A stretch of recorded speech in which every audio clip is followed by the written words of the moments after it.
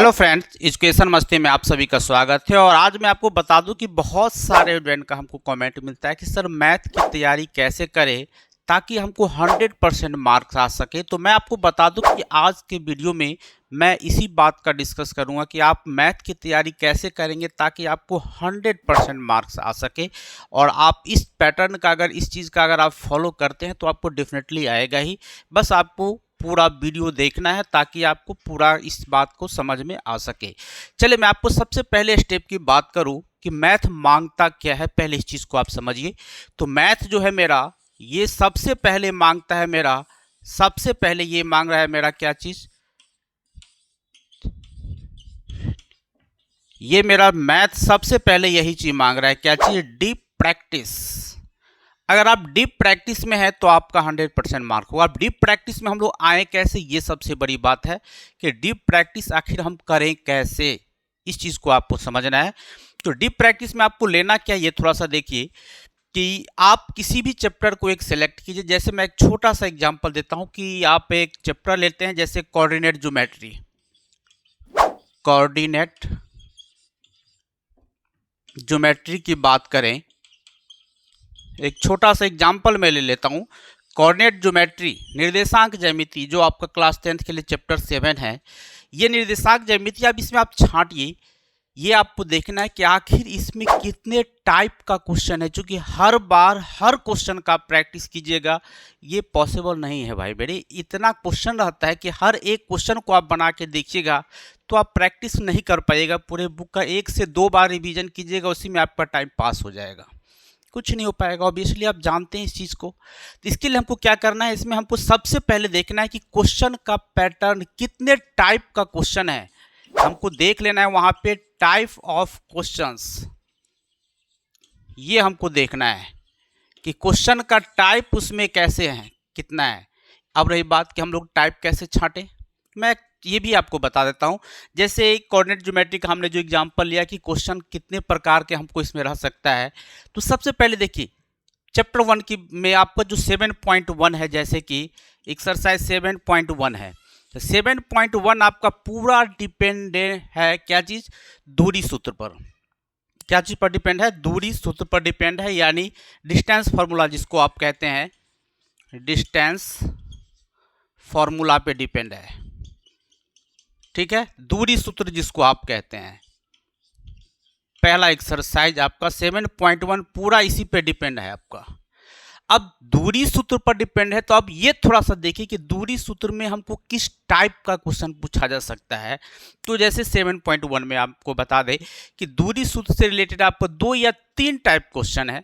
एक तो सिंपल दूरी सूत्र अप्लाई करना है, सिंपल, कोई बड़ी बात नहीं है। 2 बिंदु दिया रहेगा आपको, उसके बीच की दूरी निकाल देना है। दोनों बिंदु का कोऑर्डिनेट आपको दिया हुआ है, दूरी निकाल देना है, हो गया, काम खत्म है। अब दूसरा टाइप उसमें आ जाता है एक संरेख का। संरेख, संरेख जानते हैं ना, जैसे 3 पॉइंट है, तीनों पॉइंट एक ही रेखा संरेख है कि नहीं है, यानी एक ही रेखा पर है कि नहीं है। इसका मतलब इसमें भी होता है दूरी सूत्री, लेकिन हम लोग को संरेख, अब संरेख को बात को समझ लेना है। दूसरा टाइप मिल गया दूरी सूत्र से रिलेटेड। अब तीसरे टाइप पे आए। तीसरा टाइप क्या होता कि हमको ये एक्स अक्ष या वाई अक्ष पे कोई पॉइंट होता था जहां से वो समदूरस्थ होता था, तीसरा टाइप। और चौथा टाइप होता था एक्स और वाई के बीच में 2 पॉइंट दिया रहता है, एक्स और वाई के बीच में रिलेशन निकालना। हो गया भाई मेरे, इतना ही टाइप है क्वेश्चन उसमें। अगर इतना चारों टाइप आप देख लिए, 7.1 आपका कंप्लीट है। 7.2 में 2 टाइप, एक फार्मूला है वनली डिवीजन फार्मूला है, विभाजन सूत्र है। और विभाजन सूत्र है तो उसमें भी मेरा ज़्यादा नहीं, एक सिंपल, या तो हमको उस अनुपात निकालना है, नहीं तो अनुपात दिया है तो हमको बीच का पॉइंट ही निकालना है, बस। और वही एक्स अक्ष वाला और वाई अक्ष वाला क्वेश्चन होगा।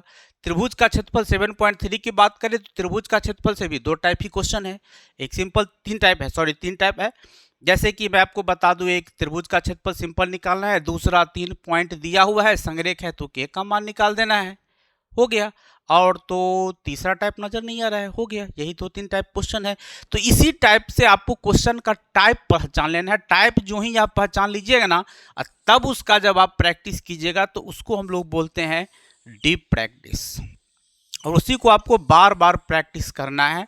और डीप प्रैक्टिस में सबसे मेन बात क्या होता है ये थोड़ा सा देखिए, ये मैं आपको बता दूं सबसे मेन बात। उससे पहले मैं आपको बता दूं कि अगर आप ऐसे ही टिप्स और आपका भी कोई प्रॉब्लम हो तो आप जरूर कमेंट कीजिए, किसी टाइप का प्रॉब्लम हो एजुकेशन से रिलेटेड। अगर आप बिहार बोर्ड के स्टूडेंट हैं, 9th-10th अगर हैं, और क्या बोलते हैं अगर आप मैट्रिक की तैयारी कर रहे हैं, कोई भी प्रॉब्लम हो तो आपको जरूर कमेंट कीजिएगा। साथ में चैनल पे नए हैं तो जरूर सब्सक्राइब कर लीजिए, लाइक जरूर कीजिएगा और दोस्तों में अधिक से अधिक शेयर कीजिएगा। और मैं आपको बता दूं कि डीप प्रैक्टिस के साथ एक सबसे बड़ी बात रोल निभाता है। सबसे बड़ी बात क्या पता है? नहीं, नहीं पता होगा, मैं बताता हूँ। सबसे बड़ी बात है भाई मेरे उसमें कैलकुलेट, कमांड ऑन कैलकुलेशन, यानी आपको कैलकुलेशन पे फुल्ली कमांड रखना है। अब ऐसा नहीं है कि सब कुछ जानते हैं, बच्चे सब कुछ जानते हैं, पैटर्न समझ गए, क्वेश्चन टाइप समझ गए, फॉर्मूला सही लगाए और कैलकुलेशन में जाके मिस्टेक कर दी, हो गया सारा गुड़ गोबर खत्म, कुछ नहीं हो पाएगा अब। तो ये आपको ध्यान रखना है, कैलकुलेशन पे भाई मेरे पूरा कमांड रखना है। और एग्जाम हॉल में जाने से पहले एक बात हमेशा ध्यान रखना है, अपने मनोबल को ऊंचा करके रखना है कि नहीं हम सारे क्वेश्चन का जवाब देंगे। जब तक ये आपने मन में नहीं रखिएगा और जहीं अपना मन आप नीचे कीजिएगा तो आपका दिमाग भी थोड़ा सा उसमें हड़बड़ा जाता है, कुछ नहीं बना पाता है, लोग बहुत सारी गलतियां कर देते हैं। तो इस चीज़ को आपको ध्यान रखना है, ठीक है। और भी आपका कोई प्रॉब्लम हो तो जरूर कमेंट कीजिएगा। फिर मिलते हैं हम आपसे नेक्स्ट वीडियो में। धन्यवाद।